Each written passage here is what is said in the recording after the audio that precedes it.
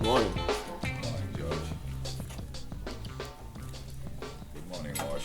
I got the smack. Oh, yeah. You're on tape. Just saw you playing with Art Neville last night, amongst other people. You've known each other for years.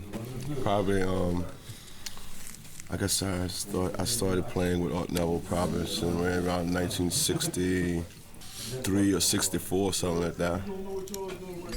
Were you playing live or on recordings? No, live, yes. In fact, my very first project I played with Art, I was playing guitar with him before, and then he went on the road with Aaron, and when he came off the road with Aaron with Tell It Like It Is, he came back and he formed. That's when he formed what later became the Meters. And it must have been around 60, 67 or something like 68, early 68, late 67. My wife said no. She's better on the dates than I am. 65, 66. You're from New Orleans? Yes. Always been a bass player, or did you start on another instrument? I started on, actually I was a piano player. Started playing piano when I was 8, and I played piano for about a year and a half.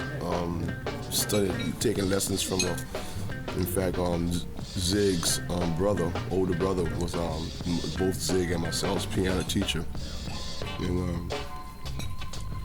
And then I left from there at around 10. I got an acoustic guitar for my 10th birthday, and the rule was I got the guitar, and if I took lessons, I had to take formal lessons. So I was studying classical guitar from 10 to about 12.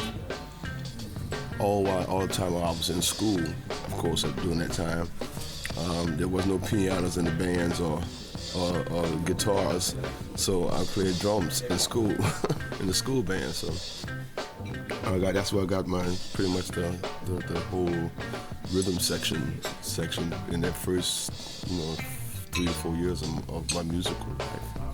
For people who don't know who Zig is, like me, who's Zig? Zig is Joseph Modelis, the drummer for the Meters, and my little cousin. Your family? Yes, we're family, yeah. Actually seems as though there's almost like a conservatoire in New Orleans. When people play, they learn to play properly.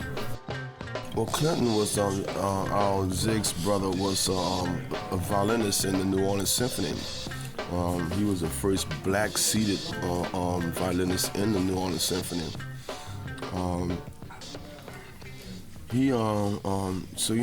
I think informally was being taught. When I said formal is because, we were actually being taught how to play it without music. We weren't reading. We were sitting there learning the fingering and the correct way to finger the piano. But we weren't being taught how to read. When I was at 10, when I started playing the guitar, I was being taught how to read. So that was through a teacher who was on the books, on the record as a music teacher. So he was my first music teacher, bona fide music teacher. So yeah, so that was formal, like a small conservatory, in his home on Galvin Street in downtown New Orleans, What was your first professional gig? My first professional gig, and I would consider a professional gig, is when I got paid. It was playing bass in a sanctified church.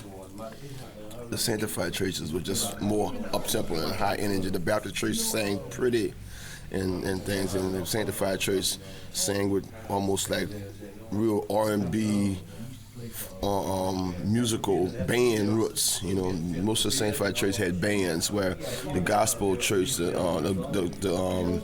Baptist church had just organ and piano.